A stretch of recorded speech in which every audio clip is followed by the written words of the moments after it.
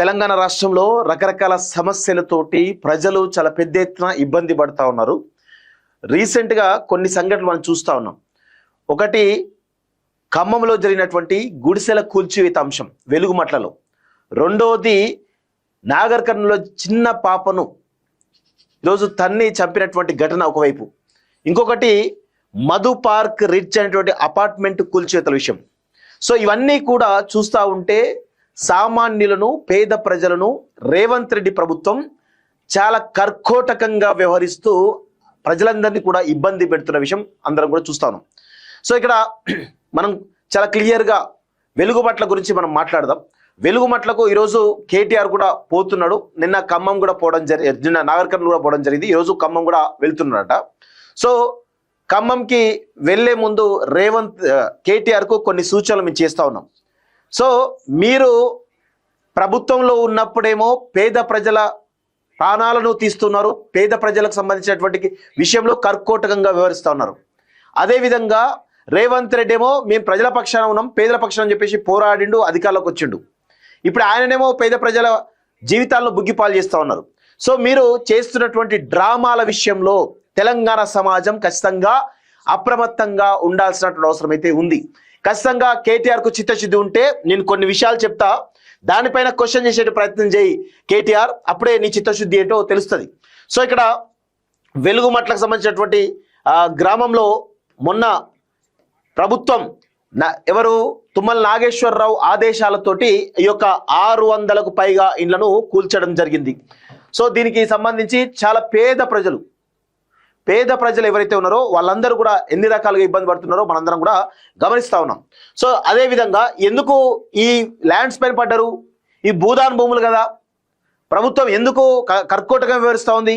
ఒకవేళ వెలుగుమట్లలో భూదాన్ బోర్డు భూములు ఇచ్చింది 100 గజాల చొప్పున అని చెప్పేసి మేము నిరూపించగలుగుతాం. అదేవిధంగా ఇక్కడ తెలియాల్సిన విషయం ఏంటంటే, ఒకవేళ సరే భూదాన్ బోర్డు ఇవ్వలేదు అనుకుందాం, పేద ప్రజలు కట్టుకున్నది ఎంత అండి? 100 గజాలలో కట్టుకున్నారు. 100 గజాలలో కట్టుకున్నారు. 100 గజాలు కట్టుకుంటే వీళ్ళు ఇంద్రమ్మ ఇండ్లు ఇస్తామని చెప్పేసి ఎవరు రెవెన్యూ శాఖ మంత్రి ఖమ్మంలో ఉన్నట్టు, ఖమ్మం సంబంధించినటువంటి ఎమ్మెల్యే మంత్రి అయినటువంటి రెవెన్యూ శాఖ మంత్రి ఏమన్నాడు గతంలో? ఇంద్రమ్మ ఇల్లు కట్టిస్తాం, భూమి లేకపోతే భూమి ఇచ్చి కట్టిస్తాం అని చెప్పేసి గతంలో చెప్పినటువంటి ఈ ప్రభుత్వం ఇప్పుడు అక్కడ పేదవాళ్ళు ఏమైనా కబ్జాలు పెట్టుకున్నారా? ఎకరాలు కబ్జాలు పెడుతున్నారా? 100 గజాలే కదా వాళ్ళకు. ఒకవేళ కబ్జా పెట్టిరనుకుందాం, కబ్జా పెట్టలేదు, కేవలం భూదాన్ బోర్డు ఇచ్చినట్టు భూములు అవి 100 గజాలు చొప్పున. ఒకవేళ కబ్జాలు పెట్టిన మీరే అనుకుంటే మరి ఆ పేద ప్రజలు 100 గజాలు కట్టుకున్నారు కదా, 100 గజాలు కట్టుకున్నారు కదా, ఎక్కువ కట్టుకోలేదు కదా. వాళ్ళ బతుకులలో బుగ్గిపాలు చేసి వాళ్ళ జీవితాల్లో చీకట్లు నింపినటువంటి దుర్మార్గులు మీరు. నిజంగా తుమ్మల నాగేశ్వరరావు నేమ్ పెట్టిన పోస్ట్ ఒకసారి చూద్దాం. తుమ్మల నాగేశ్వరరావు ఏమంటున్నాడు? నిన్న సంఘటనలో ఇల్లు లేని పేదవారు ఉంటే వారికి ఇంద్రమ్మ ఇల్లు వెంటనే మంజూరు చేయాలని అధికారులు ఆదేశించిన తుమ్మల నాగేశ్వరరావు అని చెప్తా ఉన్నాడు. ఇక్కడ చాలా స్పష్టంగా గుర్తుపెట్టుకోవాల్సిన విషయం ఏంటంటే, దీనిలో అధికార పక్షం ప్రతిపక్షాలు రెండు కూడా ఏకమైనవి. ఎందుకు అంటే ఈ ఖమ్మంకి దగ్గరలో ఉన్నటువంటి కలెక్టరేట్ ఆఫీస్కు నియర్ బై ఉన్నటువంటి వెలుగుమట్ల చుట్టూ 100 ఎకరాల భూములన్నీ కూడా వీళ్ళయే. పువ్వాడ అజయ్ ఉన్నాయి, ఇంకా చాలా మంది తుమ్మల నాగేశ్వరరావు అనుచరులు ఉన్నాయి. అదేవిధంగా మొత్తం ఈ కమ్మ సామాజిక వర్గానికి సంబంధించినటువంటి భూములే అధికంగా ఉన్నాయి. అందుకే ఆ భూములు 60 ఎకరాల భూముల పైన కన్నుబడ్డది వీళ్ళకి.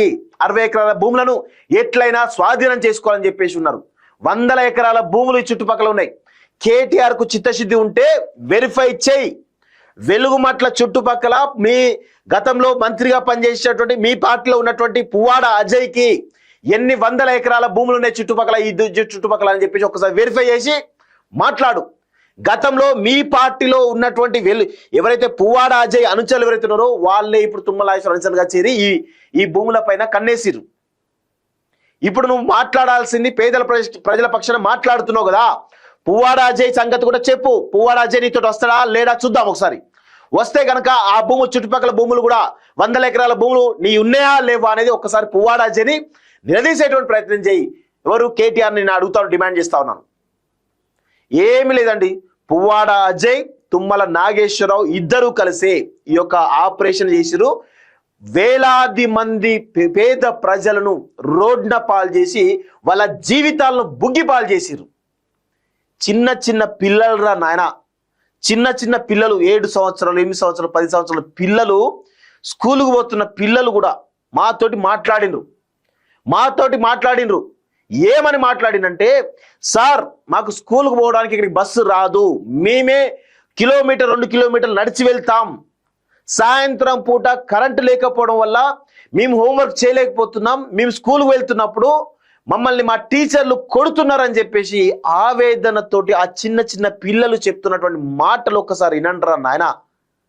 ఎంత దుర్మార్గంగా వ్యవహరించారో అర్థమవుతోంది.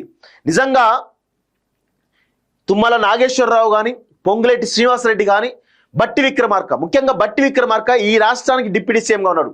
ఏమని అంటేనేమో నేను పేద ప్రజల పక్షం, నేను సామాన్యుల పక్షం, నేను నీతిపరుణ్ణి నిజాయితీపరుణ్ణి అని చెప్పుకుంటాడు కదా బట్టి విక్రమార్క. ఏమైంది నీ యొక్క ప్రతాపం? నువ్వు ఖమ్మం నుంచి డిప్యూటీ సీఎంగా ఉన్నావు కదా, ఎందుకు ఆదేశాలు జారీ చేయలేకపోయినావు ఆ డిపార్ట్మెంట్లకి? ఎందుకు ఆదేశాలు జారీ చేయలేకపోయినావు ఆ కలెక్టర్కి? ఎందుకు ఆదేశాలు జారీ చేయలేకపోయినావు ఆ ఎస్పీకి? అంటే నువ్వు కూడా ఈ పేద ప్రజల జీవితాలను చీకట్లు పాలు చేసిన దానిలో నీ పాపం కూడా ఉన్నది బట్టి విక్రమార్క. ఎట్లాగూ తుమ్మల నాగేశ్వరరావు, పొంగులేటి శ్రీనివాసరావు ఎట్లాగూ వాళ్ళు దుర్మార్గులే, వాళ్ళంతా కూడా నాటకరాయిలే. కానీ మీరు కూడా ఇందులో పాత్రదారులు, సూత్రధారులు అనే విషయం అర్థమవుతా ఉంది. 100కు 100% ఈ పేద ప్రజల ఉసురు మీకు తగలక తప్పదు.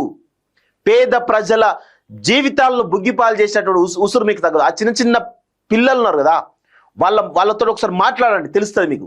వాళ్ళ ఉసురు ఖచ్చితంగా మీకు తగులుతుంది. గుర్తుపెట్టుకోండి, ఏదో ఒక రూపంలో ఖచ్చితంగా తగులుతుంది. మీరు చేసిన పాపాలు అంతా ఇంత కావు. వాళ్ళు ఏమైనా ఎకరాలు కబ్జా చేసిర్రా? 100 గజాలే కదా, భూదాన్ బోర్డు ఇచ్చని చెప్పేసి వాళ్ళు చేసుకున్నారు కదా.